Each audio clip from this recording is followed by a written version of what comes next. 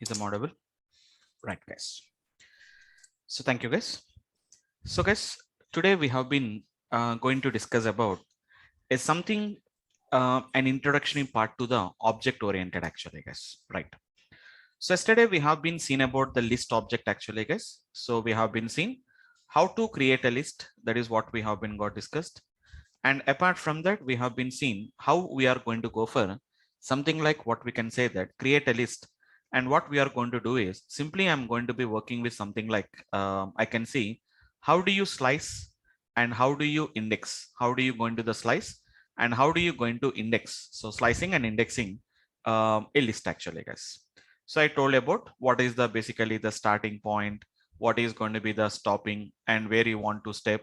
So that is what we want to just talk about this kind of an applications, guys. This is what square brackets we have to use and just we have to work with this kind of a square brackets actually, guys. So this is what we have been got discussed. So over that particular what I can talk about them actually, guys. So after that, actually we have to discuss about something about something about the methods. What are going to be the methods which are going to be associated with the list? The methods associated with the list actually, guys. So whenever we want to work with the methods associated with the list, first of all, we have to understand what do you mean to say an object in Python actually, guys. We have to understand what is an object oriented concept actually. Okay. Now the discussion here is, guys. So today we are going to be having some today and maybe tomorrow also some part, not completely. We are going to be discussing about object oriented. So don't worry about them, guys. That means whenever I said object oriented means immediately some people will get set little bit. They will be worried about that. So again, shall I learn any Java or shall I learn something like that? Up to that level is not required, guys. Up to that level is not required.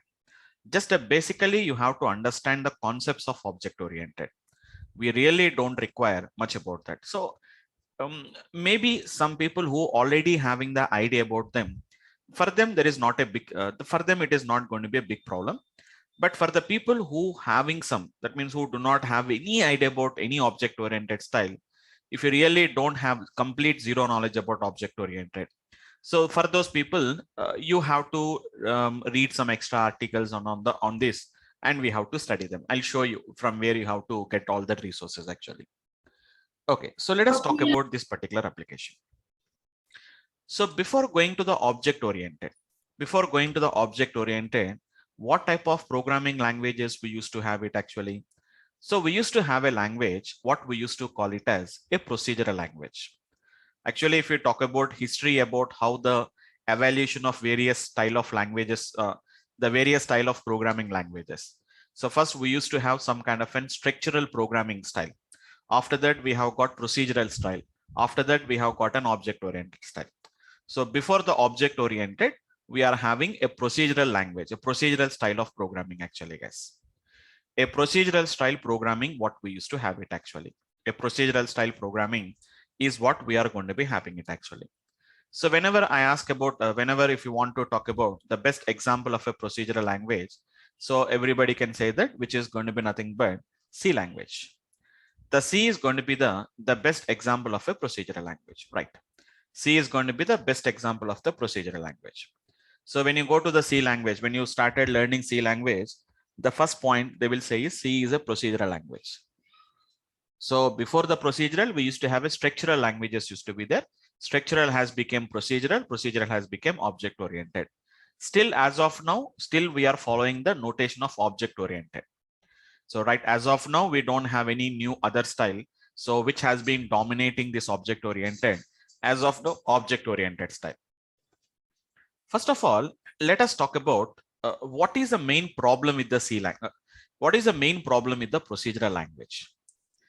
I'm not discussing any, I'm not talking about, I'm not making any a particular, I'm not pointing out to any particular language actually, guys. I'm not talking about C, C++, Java, .NET. I'm not talking about any language. I'm talking in a general way. I'm discussing in a general way what is procedural, what is object oriented.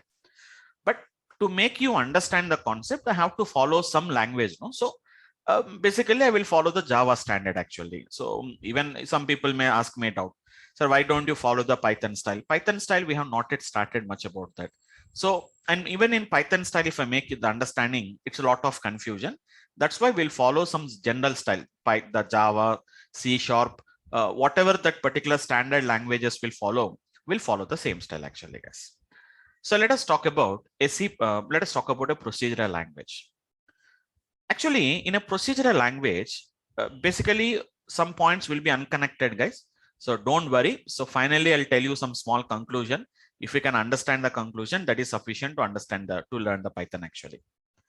Like in generally, how do you write a C program? You know them. So I'm writing generally style of the programming actually. I'm not writing a C program actually, guys. So we are going to be doing some kind of an hash include whatever that particular libraries are there. And we used to write a void main. And after that, inside the void main, we are going to write all the business logic. Whatever the business logic you want to write, all the business logic we are going to write inside that particular main program actually. That is void main, what we are going to call it as. So what is void main means? We know that it is going to be does not returns any output. If it is an integer means it is going to returns an output actually. But as of now, here it does not returns any output. So that is what we are going to call it as a void main actually.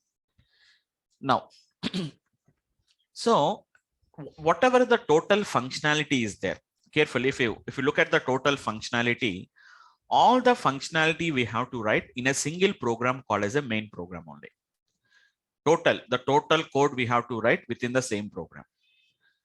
Generally, whenever we come to the business perspective, if we talk about a business perspective or any application perspective, actually, guys, that means we are writing some program. It's not like addition of two numbers, or it is not like just finding a sum of two numbers. It's not finding whether a number is a prime or not. We are not doing that kind of an example, actually. We are not doing that kind of an example. What we are trying to do here is we are trying to make some kind of a business application. Like, for example, let us talk about a school application. We'll talk about them. So basically in school, let us say, just why I'm taking here is so that you can understand it in an easy way. So in a school, we have two things, two subjects. If you talk about a subject too, it is going to be two types of subjects will be there. One is going to be like, for example, we have to talk about the students. And other one is going to be, let us say, it is going to be the teachers actually. So for related to students, it is going to be something like their marks and all these things. Coming to the teachers, it is going to be something like their subjects, their salaries, etc., is going to be there. That is going to be the idea actually. So that is basically what we want to discuss about them. Now the thing is, whenever we are talking about a business application, so I want to write a program for a school.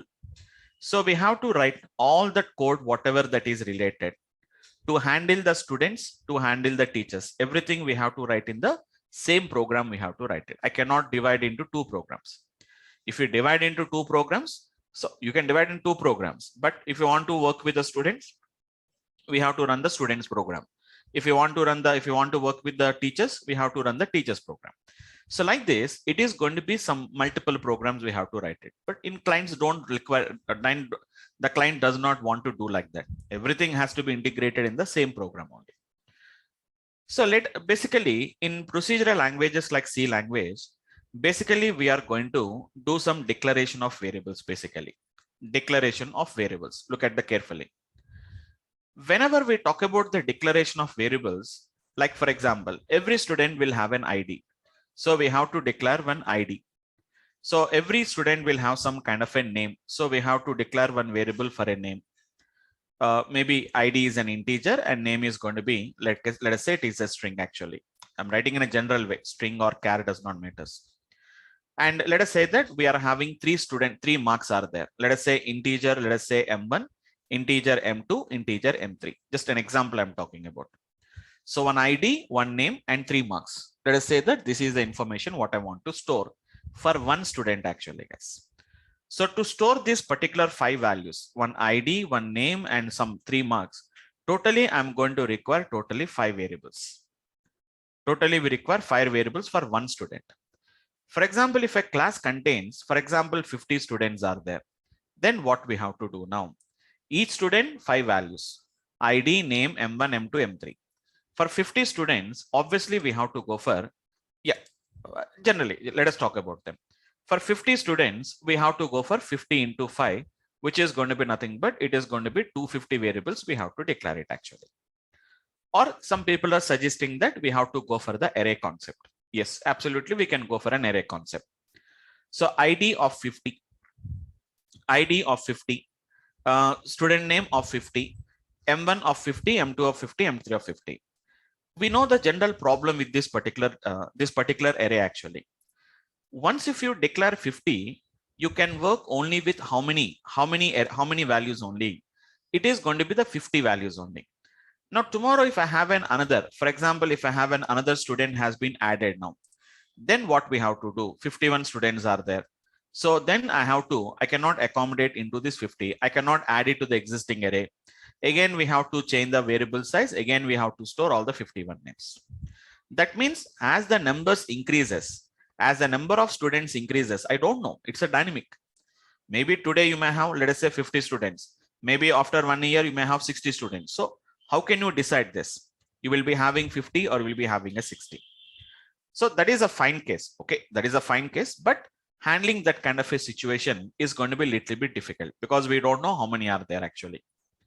We don't know how many are there. The size of the array is going to be fixed. So once if you say 50 means it will work only with the 50 students. Tomorrow, if I have a new student has been added or one student has been left, so I cannot again modify them. Again, we have to change the variable and we have to work with them. And at the same time, I have a teacher's data is there. For teachers, whatever the data is going to be there. Again, there is an ID will be there, name will be there. And there is going to be something like ID is an integer as usually, and student name, it's a teacher name, which is going to be this one. And we are having another variable called as an what is the subject, let us say that. And apart from that, some values like what is going to be the salary related, what is HRA, what is going to be TA, what is going to be DA, something will be there. Here also, let us say that I'm having some around 20 teachers data is there. Again, the same problem actually. Again, the same problem. So again, we have to declare either 20 into, here I require 1, 2, 3, 4, 5, 6 variables are required. So 6 variables are required.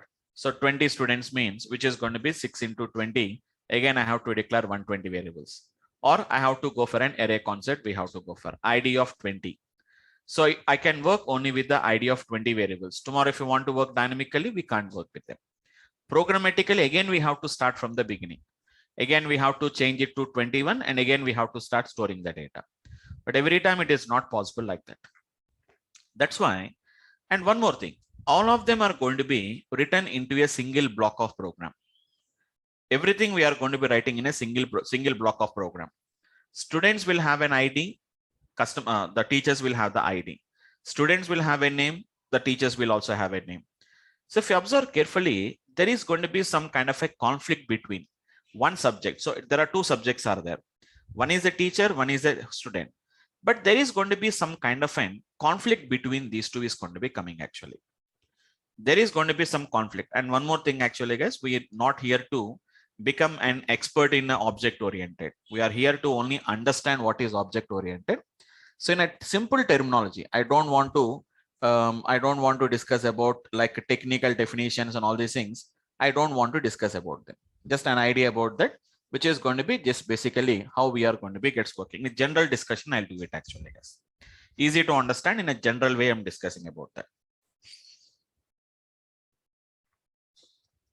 So if you observe carefully, we are writing all of them in a single block. Customers data as well as the students data as well as the teachers data. So we are getting a lot of conflicts between those two actually. And whenever, if you can see, when you're working with the students data, we have to well differentiate. We have to identify which one belongs to student, which one belongs to teachers. While working with the teachers data, so which one belongs to teachers, which one belongs to the students, we have to differentiate them. All of them has been defined within the same scope. So a lot of conflicts will be there. These teachers can access the students data, students can access the teachers data. So a lot of confusion and a lot of which is going to be a kind of an confusion, and it's going to be some kind of an conflicts are going to be gets coming actually, guys. So to avoid all these things only, this object oriented programming has been came actually, guys. So to avoid all these things only, we are having this particular concept called as an object oriented programming structure. So what is object oriented programming structure says is, don't define. That means you don't define all the subjects within the same scope. Everything we have to separate them. So teachers are separate, students are going to be separate actually. Teachers are separate and students are going to be separate. The name is object oriented. That means the object oriented programming is going to be completely, it is going to be based on a concept called as an object. Based on a concept of object actually, guys. Really, it is a difficult to understand the object. Really, what is an object? How do you define an object? What is the technical definitions are very easy. Instance of a class is called as an object. So that is only the technically for maybe for writing an examination or for passing the examination, that is going to be technical definition. But practically, it is not like this actually, guys. Practically, we have to understand how it is going to be well defined actually. In our own terminologies, we have to discuss. Okay, so OOPS is completely object-oriented programming style. So completely, it is a concept. It completely works based on a concept of object. So forget about technical definition. What is object first of all? Let us say that in our real life, what is an object? Very simple definition. Generally, if I ask you, tell me what is meaning of an object. Object is anything actually, guys. Simply, I can say that an object is nothing but any item or any physical or any item. It can be any item which exists in real world. Which exists in real world. If you want, just you can check it out, guys. Which exists in a real world. This is my understanding, guys. It's not any textbook definition. It is going to be my understanding actually. Any item which exists in a real world, which we can touch and feel. Which we can touch and feel. That's it. Isn't it, guys? So that is what I can call it as an object. So a mobile is an object because a mobile is an item which I can touch and feel actually. A laptop is an item, or car is an item, or something. A dog is an item, a man is an item, a student is an item. Anything which we can touch and feel is going to be nothing but what we can call it as object. Every object will have some kind of a specification. Every object will going to be having some kind of a specification. So that is basically the base for this object-oriented concept. So what these object-oriented experts are saying is, when you are working with 50 students, all 50 students will have 50 IDs. All 50 students will have 50 names. All the 50 students will have the 50 marks. All the 50 or all the 20 teachers are going to be having 20 IDs. All the 20 teachers are going to be having 20 names, or all the 20 students may have a 20, which is going to be the subject actually. I'm not saying that 20 different subjects, but there are going to be having 20 subjects are going to be there actually. So every object is going to be having some kind of a specification is going to be there actually. Like for example, if I talk about a mobile, so mobile is going to be having a specification. Mobile is going to be having a specification like what is the color, so which company has make, what is going to be the RAM size, what is going to be nothing but your ROM size, what is going to be the screen size, something, isn't it? We are going to be having a different, what is the operating system it is going to be using, something like that. Every mobile is going to be having this property. So for every mobile, color blue or green, or is a black or a white, something, which company has been make, whether it is a Samsung, whether it is an Apple, whether it is some other company, Motorola or something, some other company. How much is a RAM? It may be a 2 GB or it may be a 3 GB, 4 GB, 8 GB, 6 GB. Nowadays, minimum 4 GB RAMs are coming. How much is a ROM? So ROM is going to be nothing but storage. Minimum 32 GB nowadays. So 8 GB, 16 GB is almost all outdated. Now it is going to be almost all, it is going to be 32 GB is the minimum. 32 GB is going to be the minimum we are going to be having it actually, guys, right? So like this, it is going to be how we can just work with basically the idea about that application actually. So the thing here is, yeah, it is going to be nothing but a mobile. Mobile will contain the same properties. So what is the object-oriented concept is saying here is, what are the main steps in the object-oriented actually, guys? When you want to work with multiple, objects with the same item, you are working with multiple students, multiple people, but all of them are going to be students. What object-oriented says is, first step is, all the objects of the same item or the same category will have the same specification. So why should I define 50 times ID? Why should I define the 50 times names? Why should I define 50 times the marks? Why should I define the 50 times the subject? Not required. So what the object oriented says is, first you have to just define what is your specification. Define the specification. What is your specification? You have to define. Define only for one time. Specification for one time actually, guys. One time, no need to define. For example, 50 students are there. 50 times I need not to say that this student is going to be having this ID, the name, the subject, all these things not required. Define the specification for one time. Like I can say that it is going to be a kind of an prototype actually, guys. So we know this, guys. Generally, in some kind of an real applications, like when you're working with some kind of a laptops or something, first they will develop some kind of a prototype actually. Prototype means which is going to be something like which is going to be a testing purpose. They are going to create a prototype. This says that this is a prototype. So prototype means just basically how it is working. To understand that, they'll create a prototype. Once the prototype has been got accepted, from those particular prototype specification, the manufacturing or production is going to take place. Same as it is, define the specification for one time. Which item you are talking about, whatever the item you are talking about. So just define the specification. Let us say you're talking about a specification about a mobile. So just define the specification of the mobile for one time. Then what you do is, from this specification is only just a prototype. It's only just a specification. It won't take any memory at all. It won't take any memory at all actually, guys. Now from that particular prototype or from that particular specification, whenever I want to work with one student, let us say I want to define one mobile specification. So one mobile specification, what you do now? So from this particular mobile specification, create one object. Mobile is the item here. Now mobile is basically my item. So item is going to be the mobile. So the whatever we are talking about, the subject is going to be mobile. Now specifically I'm talking about a specific mobile. So my mobile, let us talk about my mobile. So my mobile is going to be nothing but it is one object. So from this particular specification, create as many objects you can create it.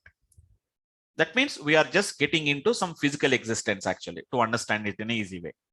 From the prototype, you have been just created. I given the specification. So these are going to be, once a prototype is accepted, we'll give. So this is a specification.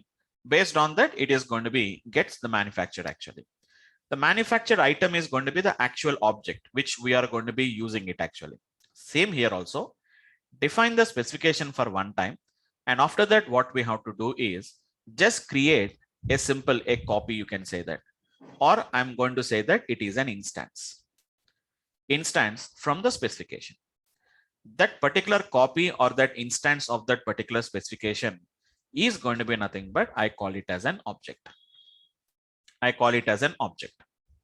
So that is the basically the idea of this object oriented style actually, guys. So what my object oriented style says is, when you are going to be working with the same item type, whenever we are working with the same item type for multiple times, why should I define it for multiple times? All the mobiles are going to be having the same specification. So why you have to declare it for that many times? Why you have to define it for that many times? You just declare it only for one time and you can just create as many copies from that. You create as many copies from that. That is going to be what exactly we are going to be talking about this. That is what we are going to be talking about them. So this specification technically in our object oriented is nothing but we are going to call it as a class. That is what we are going to call it as a class. So what is a class actually? A class is nothing but a specification about a particular item. It is only just a specification. What is a specification about that item is what we are going to call it as a class. Class is only just like a specification. It won't take any memory at all. Physically, class does not exist. Physically, class does not take any memory. Now, whenever you want to work with one item of that or one object of that particular class, so we just create one copy. That means what you are doing is, with that specification, we are creating a particular object actually. That object exists physically. That object will take some memory actually, guys. So from the particular class, from that particular class called as a mobile. This is a class. Just technically, when you talk about them, it's a class. From the class mobile, you can create as many objects I can create. It is my mobile, it is going to be yours mobile, then after that his mobile, whatever it may be, you can just define it actually. That is a way how we are going to be gets working with them. So due to that, there is a lot of advantages there. All the specification of the mobile are within the scope of the mobile only. There is another thing, which is a laptop. All the specification of the laptop is going to be within the scope of the laptop only. There is no conflict between both of them. Like earlier case, it is not like that. In a procedural languages, all of them are going to be defined individually. With respect to a particular object, we don't define. Overall, in the total program, we are going to be defining. ID means whose ID, we don't know. But an object ID is not, in object oriented, it's not like that. ID, it is a part of a class called as a student. Or this is a part of a class called as an, which is going to be teacher. So like that, with respect to a particular class, we are going to be specify them actually. So they are coming under some particular scope. So these arguments or these variables are within the scope of students. These are the variables which are going to be within the scope of the teachers. So teachers variable won't conflict with the students variables. Students variables won't conflict with the teachers variables. Because completely different scope we are going to be defining actually, guys. So it is going to be look something like this actually, guys. Class student. Let us say this, guys. This is a class called as a students class. Look at this. Let us say integer something like a student ID. Let us say M1 marks 1, marks 2, marks 3, because all of them are of same type of data type. There is a string called as, which is going to be nothing but, I said, which is going to be string called as a name. If observe carefully, the student ID M1, M2, M3 and the name has been declared within the scope of what is going to be what we call it as a students. Got the point, guys? So this is going to be, I'm not defining generally in our procedural languages. It's not like that. We don't define any kind of a specification like this. We declare, but in a general way, we declare it actually. Same as it is. There is another class called as an teachers. I'm talking in a general way actually, guys. This is going to be nothing but, I say it is going to be teachers actually. So whenever it comes to the teachers, just give me a minute once, guys.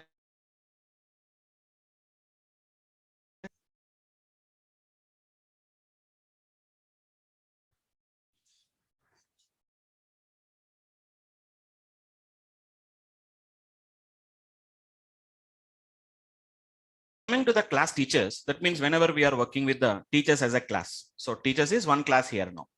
So each subject or each item is going to be one class. So here also we are going to work with integer. I'm working with something like HRA, TA and a DA actually, guys. These are all going to be some integers, ID. Okay, ID also.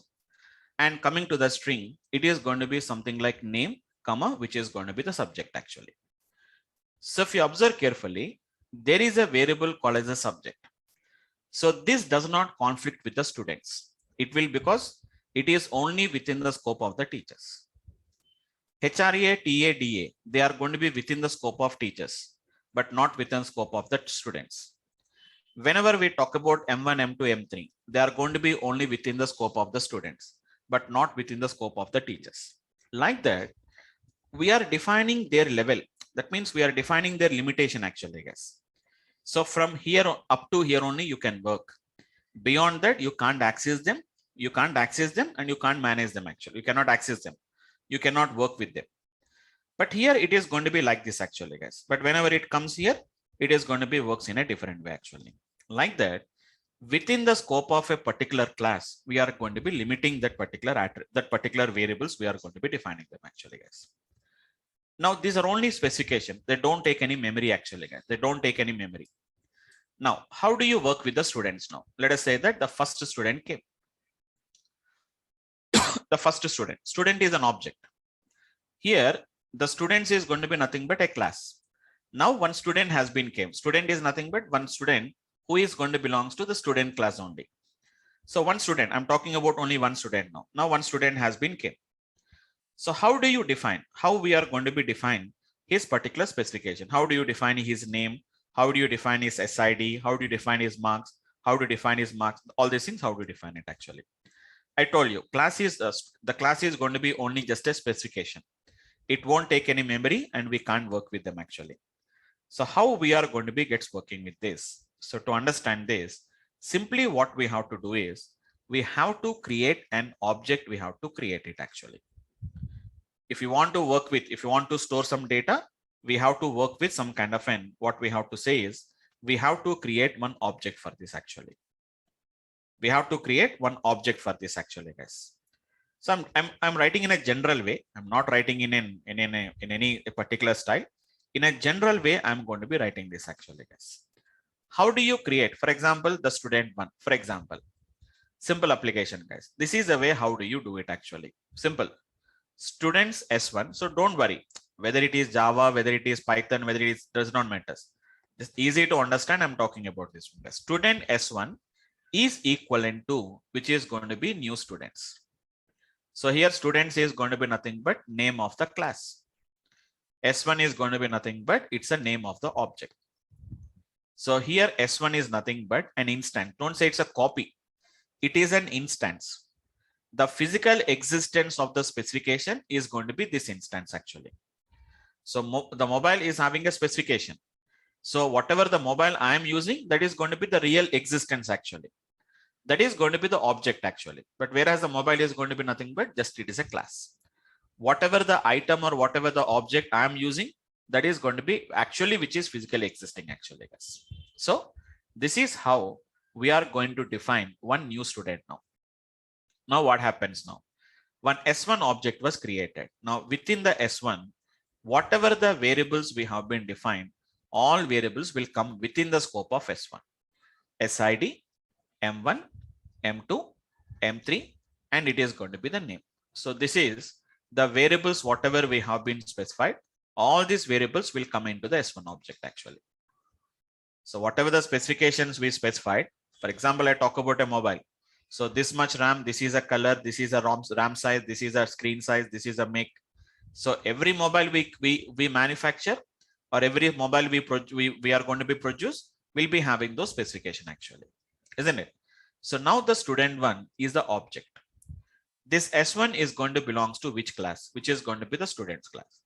So what should contain this S1? That is going to be specified by the class.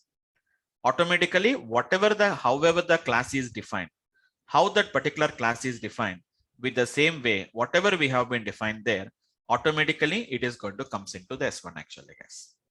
That is the basically the idea about this particular, the concept of S1, the object actually. But how do you access the student ID? You have to access within the name of the scope.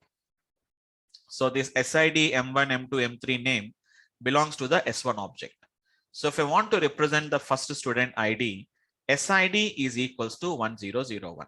Sorry, you should not say SID equals to 1001 because SID is now belongs to this object called as an S1. So S1 dot. We are going to say which is going to be S1 dot.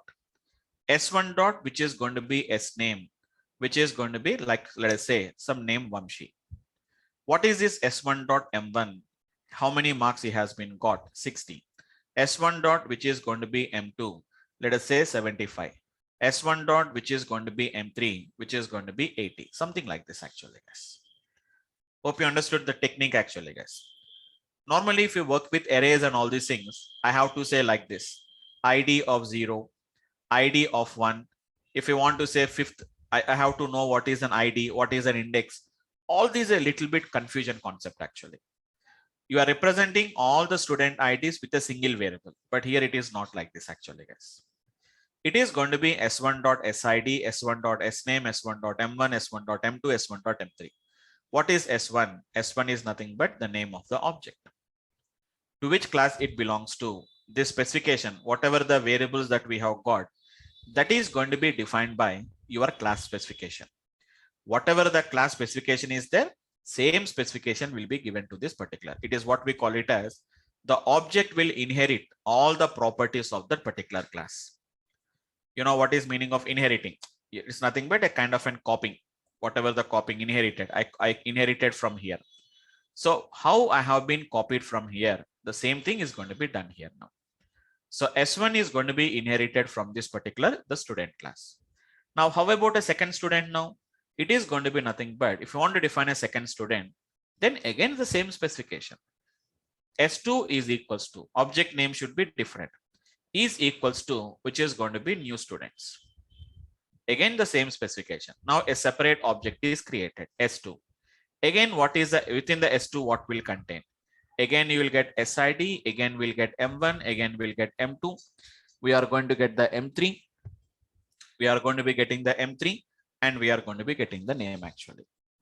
But if you can see, their scope is different. In the earlier case, all that particular S1 ID, S2 ID, S3 ID, all of them we define in the same scope in procedural languages. But here it is not going to be like this actually, guys. Everybody's scope is going to be separate.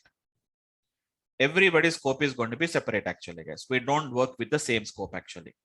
Their scope is different. Here, these scopes are going to be different actually. They don't have the same scopes like this actually. How do you work with them? If you want to define the student2 name, S2 dot, which is going to be S name, is equals to whatever the name is there. Ramesh, sorry, SID. S2 dot SID. No confusion. S2 dot SID 1002. S2 dot name, let us say some Ramesh. S2 dot M1, whatever the value. S2 dot M2, what is the value? S2 dot M3, what is the values? Like that, you create as many students you can create. So today we have 30 students, you go for S30. Tomorrow if you have another student, no worries. Student which is going to be S15 is equals to new student. You create as many instances. They are called as instances actually. They're not copies. They are not called as a copies. Copies are different actually, guys. Whenever we talk about S1.SName, whenever we talk about S1 dot, which is going to be SName, it is representing the name of a student one. Whenever I said S2 dot SE name, S2 dot name, it is representing the name of a student two. But normally in our procedural languages, when I said name means whose name it is going to be. It is either representing 50 student names or it is only for a specific student name. But here it is not like that. Everything we have to represent with respect to. That's why in object-oriented style, we'll have this dot notation actually. In object-oriented style, we'll be getting a dot notation actually. So S1 dot, wherever you see guys, X dot, which is a length, you can understand something like this actually, guys. Like for example, X is going to be nothing but it is an object. Length is going to be nothing but it is an attribute or it is a method. I'll tell you. This is going to be the member of this particular X object. X is created from some class. Whatever the class that has been defined, same specification will be given to the X actually. That is the basic principle about this particular what we are talking about. This is a basic concept of how we are going to be gets working with this kind of an object. This is a way which we are going to be gets working with them actually. Now let us come to the teachers. Let us come to the teachers actually. Same procedure, no confusion. Now I have a teacher one is there. So how do you define an object actually? Simply I say same procedure. I want to create an object from teachers. Teachers T1 is equals to, I said, which is going to be new teachers. Actually, I say teacher, not teachers actually, because it's only one student. It's a student specification. It's not students, it is student actually. So new teacher. Then what will happen now? Within the T1, all that particular members are created. Whenever I created an object of student class, these specifications will come. Whenever I create an object from teachers class, this specification is created. Like it is going to be something like ID. Same. It is going to be something like an ID.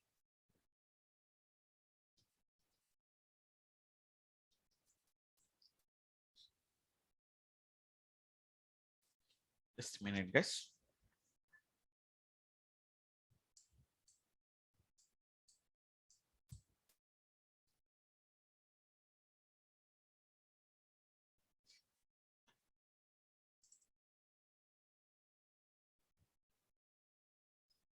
Just a minute, guys. It has been just hanged up. Just please wait. You're right, guys. So whenever we work with the T1, so whatever the specifications we define from T1 was created from teachers class. So whatever the specification that was defined in the teacher, we are going to be getting actually, guys. Here also we have ID. Here also we are going to be having something like HRA. We have a TA, DA, something like that. And we'll be also having the name, and it is also going to be having the subject. So how do you define these members actually, guys? T1.id. Let us say it is going to be something like 4004. It is a first teacher ID. T1 dot, which is going to be the name. It is going to be some name XYZ. What is going to be T1 dot subject? Let us say that it is going to be maths. What is going to be T1 dot, which is going to be HRA equals to some value. T1 dot, which is going to be TA. How much is the value? T1 dot, which is going to be DA. What is going to be the value actually? If I create one more object, I can create as many teachers. So teachers T2 is equals to, I said new teacher actually. So see guys, how simple it has been became now, no confusion now.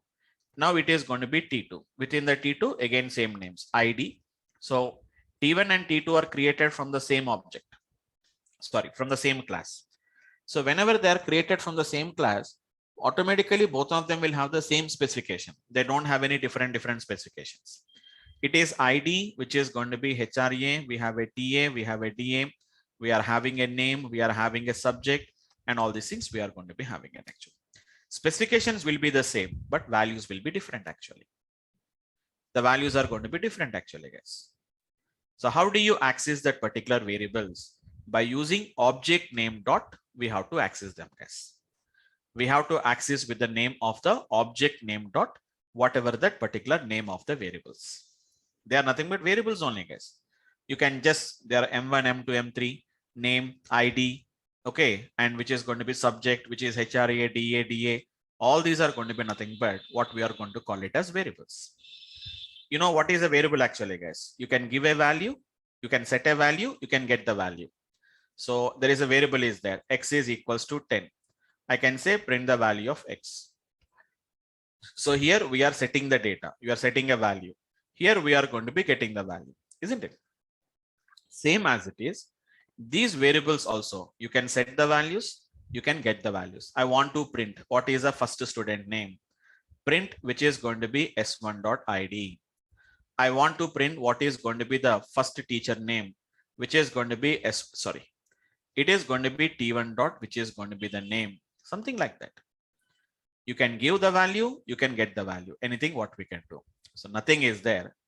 These are nothing but what we are going to call them as attributes. So in object oriented style, guys, they are nothing but what we call it as attributes. You know what is meaning of an attributes, guys? Attributes are nothing but what we can say that they are the specifications. They are going to be nothing but the specifications actually, guys. They are going to be nothing but the specifications actually. So what are the attributes of the student? That is, what are the specifications of the students? I want to know their specification. The first student name, the first student ID. What is the first student marks 1? What is the first student the marks 2? Something like that. So we are trying to get how the particular attributes are nothing but just like a variables. It is going to be nothing. It is nothing but just like a variables actually, guys. So where we can get some data or where we can get some values, as well as we can give some values. Give the data, get the data, anything what we can do with an application actually, guys. That is the basically how we are going to be gets working this particular application like this actually, guys. Okay, so that's it. That is going to be how I can say about this kind of an application, what we can do this actually. Okay, so these are what we call it as attributes. Attributes are nothing but the variables. They are just variables only, guys, but which are defined within the scope of a particular object. An object is going to be a nothing but which is defined from a class. An object, what is the specification about the objects? It is defined in the class actually. Look at the class, you will understand what is the specification. But how to access them? By how to access through the object, not from the class name. We have to access through the object we have to create. Actually, we have something. Some people who has been came from the Java side, they may get it out. Sir, you are saying that you have to create an object and we can access. So we have something called as an static type and the instance type actually. So we say public static, something called as a void main, or public static. What are static members and what are going to be instance members? So Don't worry about that. Actually, all those are also there actually, but that is different. This is different actually, guys. Okay. So I don't want to go into them because some people will get confused again if I talk about what is static and what is instance. Here in throughout the Python, guys, we work with the instance and members. Instance and members means we have to get the members, whatever the members are there in the class. We have to access only through that particular the object we have to create an object. Through the object only we have to get the access to the members actually. s1.id, s1.name, s1, s2.id, s2.name, something like this, what we can call it as. They are called as attributes. So how to access an attribute actually, guys? An attribute is going to be accessed simply way, in a very simplest way. It is going to be nothing but the object name. It is an object name dot. It is going to be nothing but it's an attribute. Actually, in Python, we work with attributes, but very, very few number of times, very less number of times. A very, very less number of times. Very rarely we work with the attributes, guys. Very, very rarely we'll work with them. Like, for example, don't worry, it's a little bit a head concepts actually. Don't worry, I'll tell about that. I'll tell you about that. Let us say, open the IDLE actually, guys. Let me open the IDLE.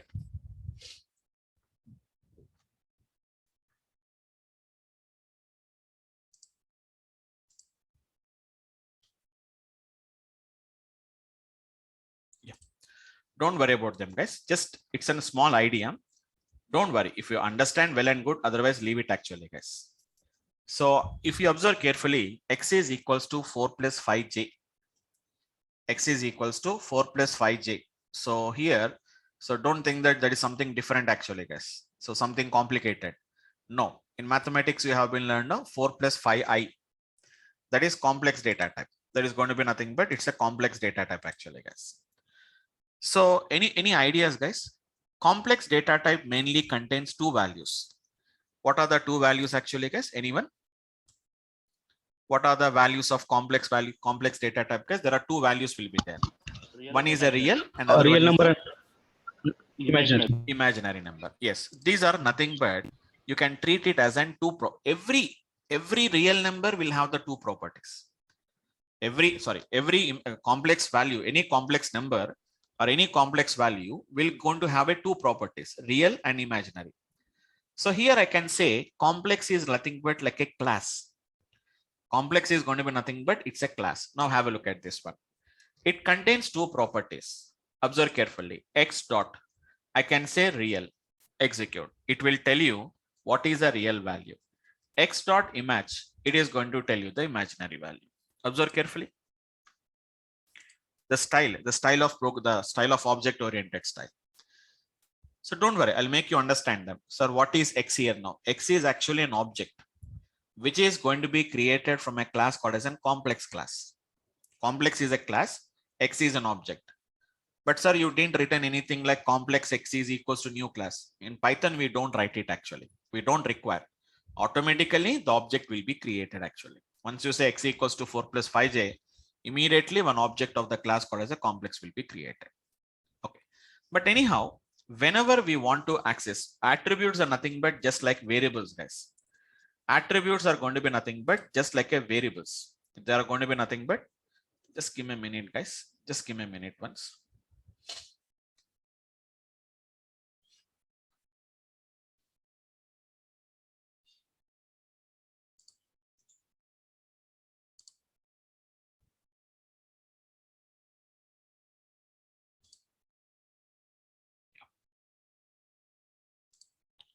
Right, guys. So let us come here now. Right. So whenever we want to access any attribute actually, guys, in attributes, I told you know, in Python, we are going to use very rarely. That means we don't use that much frequently, but very rarely we are going to be using them actually, guys. Very rarely we are going to use them actually. So very rarely we use this, but mostly what we are going to use it. That is a different concept. That's a different concept actually, which we are going to be working with them actually, guys. Now, so whenever we want to access any attributes, just object name dot what is the name of the variable. That it's a variable, guys. You know what is a variable? Just X. Just that is an X. That's it. So I have an attribute, something like that. Just we can say the object name dot what is the name of the attribute. So attribute is nothing but just like a variable which represents a value. Just when you just call it, we are going to be getting the value actually, guys. This is going to be what we are going to call it as an attribute. Now, before going for the next concept actually, guys, I have to tell you about what is going to be functions. Anyhow, as of now, I am not going in depth about the functions because in our Python classes, we have a complete introduction part of the functions concept. A separate discussion is there. We do a separate discussion with the related to the functions concept. We have a special discussion, complete separate discussion with the, what I can say is I have a special discussion with the functions concept actually, guys. Okay. Now the thing is going to be nothing but what is a function first of all. Let us make a general discussion. After that, again, I'm going to make a little bit more about that. In a more and more in-depth, we'll discuss about them. As of now, I'm not going to be discussing about them. Later, we are going to be having a discussion about them, guys. We'll do them. Coming to the functions concept, normally, who has been having any idea about programming languages? Anybody who having an idea about any programming language? It may be a C or a C++ or a Java or a .NET, whatever it may be. Whatever it may be, it's going to be a common functions concept is common thing actually, guys. Because everybody is going to be having, everyone is going to be having this particular idea about the functions concept actually. Because without having a functions, we cannot generally work with them. Generally, without having a functions, we can't work with them actually, guys. Everywhere we have to have the functions concept. So basically, when you talk about what is a function, basically, a function is going to be nothing but what we can say is a function is going to be nothing but what we can say is as of now, guys, a piece of code. We can say that it's a piece of code which is basically used for reusability purpose, which is going to be nothing but a reusability purpose, perform some task, but mainly the main objective is to make it a reusable purpose. That means one time you define them, as many times you can use it actually. As many times you can use it. There is no restriction that you have to use only for these many times, or we have to use only for these many times. There is no restriction. As many times we can use it actually. That is mainly the target behind the what we can say that about this particular functions concept. Generally, how the function code is going to be written actually, guys. The syntax of function will be written. So I'm writing in a general way. That means I'm not writing a Python style. Python style functions, we'll discuss it later. So Python style is going to be, we are going to be discussing about that later actually. Now, so now the thing here is what we can say that the functions are going to be nothing but what I can say here is this is going to be something like the general case is going to be like this actually, guys. Like for example, integer, which is going to be add num, like integer. That means the function is going to be returning an integer value actually. It is nothing but an integer data type. Let us talk about integer. Add num is the name of the function. It is going to be taking some kind of an input. It is going to be nothing but it's taking a kind of an input actually, which is going to be taking a kind of an input actually. So I want to add some numbers, but what numbers you want to add, we have to specify the particular numbers. So we are going to pass it in a general way, which is going to be integer I, and we'll say that integer j. That means indirectly I can say that it is taking two inputs. It is taking actually. Generally, we call them as arguments. Generally, we are going to call it as arguments. Now, so what is this function here is the function name is going to be nothing but. So a function name is going to be nothing but what we can say here is the name of the function is add num. And the data type it is returning. This is actually what it is returning actually, guys. Returning is an integer, and the input it is taking is going to be these two inputs. These are the two inputs. It is taking two inputs, and it is going to be nothing but what we can say that, which is going to be nothing but it is going to be returning. It is taking two inputs and returning one kind of an output actually. Now, now the thing is, what is the code internally we are going to write it actually. So it is going to be what is the code. Okay, I'm writing in a general code, guys, which is going to be written the value of which is going to be I plus j. So simple code only, guys. I'm not writing any complicated code. So this is going to be what we can say this. This is going to be nothing but integer add num of the integer I, and which is going to be the integer j, and which is going to be nothing but it is going to be nothing but the return the value of which is going to be the I plus j, what we can say that actually. So now the thing is, it is returning some of the two numbers actually. So add num is name of the function, integer I, integer j, they're called as an arguments, which is the input of the particular function. And after that, it is going to be returning some kind of an integer. What is the returning output? It's returning some I plus j actually, guys. Okay. Now the thing here is, this is generally a function actually, guys. This is a function concept. So you can call the function as many times you can call it. Like for example, add num of, I can say something like an 10, 20. So when I pass 10, 20, so indirectly it will be, I will be taken as a 10 and j will be taken as an 20, whatever the data we pass. And output is going to be returning is going to be 30. You can call it as many times, guys. Code is written only for one time, but you can call it as many times, 100, 200 actually, which is going to be written as 300. So you can call as many times. Add num of, which is going to be, let us say 5, 6. It is going to be returns the number as going to be 11 as an output actually. Like that, it's keep on, you can call it as many times. So we have been defined the function one time. What the function will do, that is definition. We are going to be using the calling the function. So how many times you want to call it actually, guys. So the function the main target is nothing but what we can say that. So this is going to be, so which is going to be what we can say this, which is going to be the returning. It's going to be calling for multiple times actually. So this is going to be what we can do here is, this is a reusability purpose actually, guys. This is going to be nothing but a reusability purpose, what we are going to be doing this actually. Now the thing is, now the thing is, functions concept is going to be everywhere actually, guys. Functions concept are going to be everywhere. Basically, functions concept are basically used to perform some particular task. In our case, it is doing some kind of an addition of two numbers. Now, let us come to a slightly the discussion actually, guys. Slightly a small discussion actually. Like for example, let us talk about some kind of a up to now, we have been just representing the student ID, the student name, the student's marks, M1, M2, M3. Same as it is, I'm talking about the teachers' IDs, teachers' names, what are their subjects, HRA, TA, DS. It is going to be the case actually. Now let us say that I want to do some manipulations with these attributes. I want to do some manipulations. With these attributes. Like for students, I want to calculate what is the total marks. So I want to know how much marks, total marks student one has got, total marks. So what is the student one total marks he has been got? You have to say S1.M1 plus which is going to be S1.M2 plus which is going to be S1.M3. How much total marks student 2 has got here now? Student 2 total marks, if I talk about them. Student 2 total marks are going to be S2.M1 plus which is going to be S2.M2 plus which is going to be S2.M3. So you're doing some manipulation actually, guys. So you are adding that particular three numbers. It's a matter of only three numbers, but every time you are doing the same operation for repeated times. Same as it is, what is the total salary? What is the total salary I have to pay to the teachers actually? How to pay them? Which is going to be T1 dot. For T1, what is the total salary? T1 dot HRA plus T1 dot which is going to be DA plus which is going to be T1 dot which is going to be, let us say it is going to be DA or TA, something like this.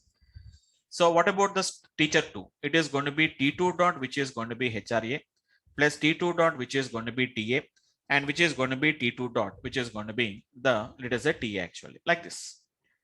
Like that, we are doing some kind of a manipulations actually, guys. We are going to be doing some kind of a manipulations like this. So we do some kind of a manipulations with some marks of the students and with the salaries of them, the particular teachers actually. Now the thing is, if you want to do the repeated times, so I'm doing some same operation for repeated times. Why should I do like this? Why should I do like this actually? Why don't you create only a single function and why don't you use it for multiple times? So coming to the students, it is the summation of three different values.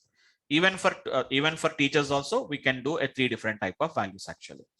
So instead of writing it for multiple times, what we can do is, guys, we can just make up a function actually. You can just make up a function actually, guys. A function which can add any three numbers. A function which can add any three numbers. Like I can say something like this. Integer let us say something called as an find total. Okay. Let us take, it takes 3 arguments actually, guys, whatever the arguments are there. Find total of I, j, k. I'm not writing in a complete way, guys. Integer I, integer j, integer k, something like that. And I want to return something called as, which is going to be written, which is going to be I plus j plus k actually, guys. It is going to be nothing but the I plus j plus k. So that is what we have to do it actually. So what is this find total will do? It will find the total sum of the 3 numbers actually. Now, instead of writing every time s1 dot m1 s2 dot m2 s1 dot s1 dot m1 plus s1 dot m2 plus s1 dot m3, instead of doing writing every time, so you are writing s2 dot m1 s2 dot m2, instead of writing like this, I can say find total of, just pass down the arguments, just s1 dot m1 comma s2 dot s1 dot m2, and which is going to be s1 dot m3. Actually the code is very small code, but need not to write the code every time. So this time what it will do now? So here I will be taken from student 1 marks 1, j will be taken as student 1 marks 2, k will be taken as student 1 marks 3. All of them will be added, and it is going to return the sum of the total marks obtained by student 1. Do you want to find the total of student 2? Same as it is. Find the total of, it is s2 dot m1, comma, which is s2 dot m2, which is going to be s2 dot m3. Like that, you can call the same function for adding of any 3 numbers. It's not only for students marks, guys. Even for the total salary also, it is going to be doing the same thing actually. So here also I can do that. Find total of, it is going to be nothing but t1 dot hra, but all of them are going to be summation of 3 numbers only. It is going to be t1 dot ta, and it is going to be t1 dot ta actually. For the teacher too, if you want to find out, I say select this actually. Find the total of, which is going to be t2 dot hra, comma, which is going to be t2 dot da, and it is going to be t2 dot ta actually. So it will find out the hra plus da plus ta in one case. In one case, it will find out m1, m2, m3 case. But finally, my requirement is the same thing actually. Now, if you can observe carefully, these functions are not limited. This whatever the function I'm talking about, this function is not limited only to students marks, or it is not limited only to a, which is going to be not limited only to a teacher's salaries actually. You can use this to find out summation of any 3 numbers. It may be nothing but the salaries of the teachers, or it may be the marks of the students. So you can observe carefully. Find total I'm using in both the ways actually. Generally, whenever we are using like this actually, guys, this is what we are going to call it as a function. Generally, this is what we are going to call it as a function. Remember, guys, function can be used with any kind of an object, anywhere at any place you can use it.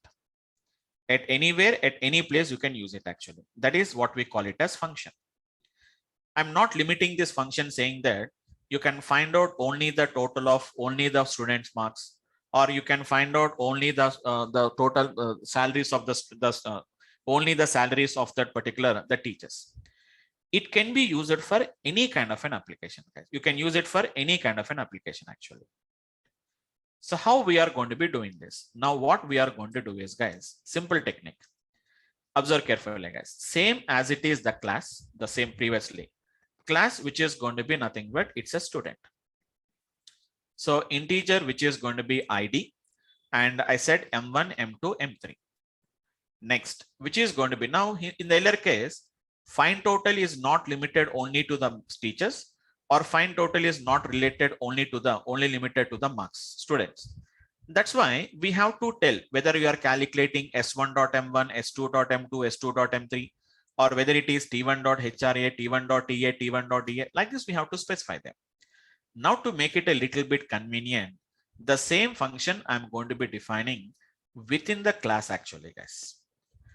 Now, whenever I define within the class, I need not to specify that I am passing M1, M2, M3 and not required, because the find total scope is only within the student class only. So what I'm going to write, I simply write M1 plus M2 plus M3. You need not to again pass it as an input, because this M1, M2, M3 ID and find total, all of them are within the same scope only. Their scope is going to be the same only actually, guys. Same as it is, which is going to be nothing but class teachers. Again, the same procedure, some integer ID and which is going to be HRA, TA, DA, etc. Here also I'm going to write integer, which is going to be find total. But here I'm going to write it as, which is going to be written. I say HRA plus TA plus DA. You need not to specify like previous case, because previously the find total is not within the scope of teachers, or which is not within the scope of the which is not in the scope of the students. That is what we call it as a function. This is also a function only, guys. But whenever a function is defined within the scope of a class, this is nothing but what we call it as a method. Simple, guys. If it is outside the class, it is a function, guys. If it is inside the class, we are going to call it as a method. That's it. What is the difference between method and a function, guys? Both of them are functions only. Both of them are going to be functions, but that is within the scope of, that is going to be within the scope of a particular class. That is a method. Whenever it is going to be not within the class or not within the scope of a class, that is what we call it as a functions. That means function can be used generally on any kind of an object. Any kind, anywhere you can use it. Method is not like that. It should be used only within that particular scope, only we can use it. That means, for example, if I said this find total is for student, it can work only with the student's data only, not with the teacher's data. But previous cases, it can work with students' data as well as teachers' data. Not only that, it can work with any kind of numbers actually we can work. But now it is not like that. It is only within the scope of, only within that particular students only. And you can see find total is accessing only M1, M2, M3. You may get it out. So how this find total comes to know about this M1, M2, M3? All these are within the same scope of student. But here the find total, this find total cannot access M1, M2, M3. This find total cannot access the M1, M2, M3. And this student's find total cannot access the HRA, TA, DA, because their scope is different. This scope is different actually, guys. That is the basically how we can understand this kind of an application actually, guys. Now, how to find out the total marks obtained by the student? Just in a general way. Student S1. So we write it now as student S1 is equals to, I'm going to say that it is going to be new student. S1 dot M1 equals to what value? S1 dot M2 equals to what value? S1 dot M2, M3 is equals to what value? Now, if you want to calculate the sum, like previous case, we need not to pass the values like this actually, guys. Because now there is a method which is defined in the student class. Use it to do some manipulation with the student's object. Simply I say S1 dot find total over. No need to pass anything as an S1 dot marks 1, S1 dot marks 2. We need not to do. Now this find total will works only within the scope of the student 1 only, not with the student 2. If you want to calculate student 2 total, S2 dot find total. If you want to find out what is the total marks, total salary for the teacher 1, T1 dot, which is going to be find total. No need to say pass the input actually, guys, which is going to be T2 dot find total over. That's it. This is going to be what we are going to call it as a methods. So methods are nothing but a functions, but these functions are going to be limited. Their scope is limited only for that object only. So here in this find total, if you say M1 plus M2 plus M3, you will get an error saying that I can't find that kind of an variables here now, because this find total is only within the scope of the teacher. It can access only the variables of teacher's class. Here find total is defined within the scope of students. It can access only the variables of this particular student class only, but not with the teacher's class. Like that, it is going to be gets working actually, guys. Okay, it's not yet completed, guys. So just a 15-20 minutes. Again, I'll make a refresh of the topic actually, guys. So in the tomorrow's class, once again, we'll have a clear review of which is going to be having a clear review of all these things once again. And tomorrow we are going to discuss about what I'll make it. We have some object style, why Python object oriented style, how it will works. To make you understand, I'll discuss about them. And after that, we'll go for the implementation actually, guys. Okay. So just for today, I'll stop it here and we'll continue in the tomorrow's class. Right. Anybody, guys? Any questions?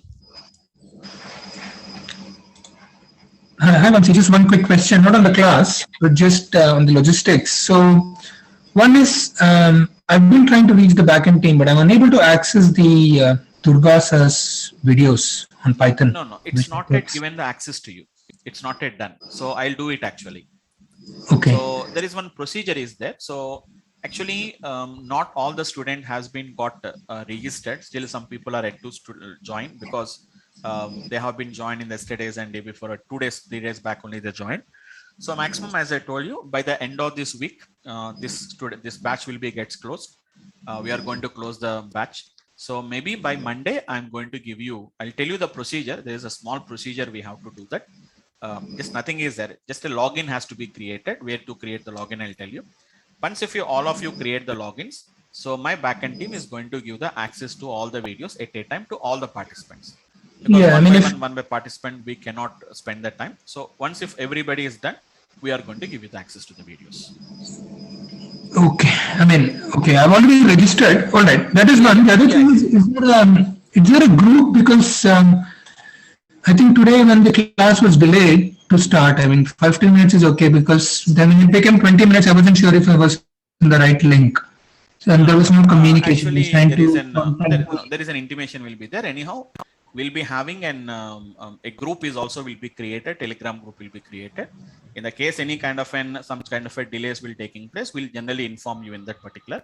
Yeah. Today was almost I didn't know if I was in the right link or what is happening, and then so there will be same links. By the end of this week, the link will change actually. Okay. All right. I'll wait for that. So basically, we're still gathering the class, and once everything is settled, maybe the meeting actually my one of the person who generally takes care about the mic sessions, I think she was not available for today.